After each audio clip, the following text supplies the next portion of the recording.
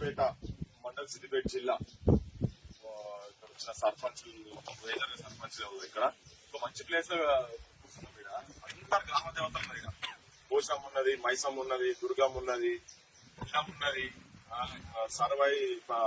సర్దార్ సర్వై పాపన్న ఉన్నది. అందరి సమక్షంలో మర్రి చెట్టు కింద కూర్చొని వీళ్ళు చెప్పేటి అన్ని వాస్తవాలు, పచ్చి నిజాలు. కానీ రాజకీయ నాయకులు పచ్చి అబద్దాలు, మోసాలు చేస్తున్నారు.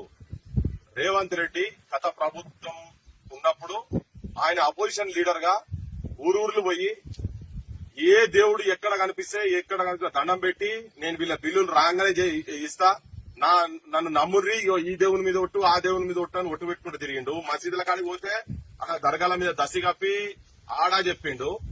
ఏడ చర్చి కనబడితే ఆడ పోడు మేరీ మాత దగ్గర జీసస్ దగ్గర పోయి చెప్పిండు. వీళ్ళ ఏమున్నా గానీ నేను రాగానే నేను వెంటనే నేను చెల్లిస్తా, నేను ఇచ్చేస్తా వీళ్ళ బిల్లు. మీరు ఏ పార్టీ అయినా పర్వాలేదు, ఈ పార్టీ ఆ పార్టీ అని కాదు, మీరు గ్రామాభివృద్ధి గురించి మీరు పనులు చేశారు కాబట్టినే ఆ గవర్నమెంట్ ఇస్తలేదు కదా, మీరు అవసరమైతే పోయి కల్లాలు బట్టి అడుగురని చెప్పని సర్పంచ్లను వీళ్ళందరినీ రెచ్చగొట్టిండు.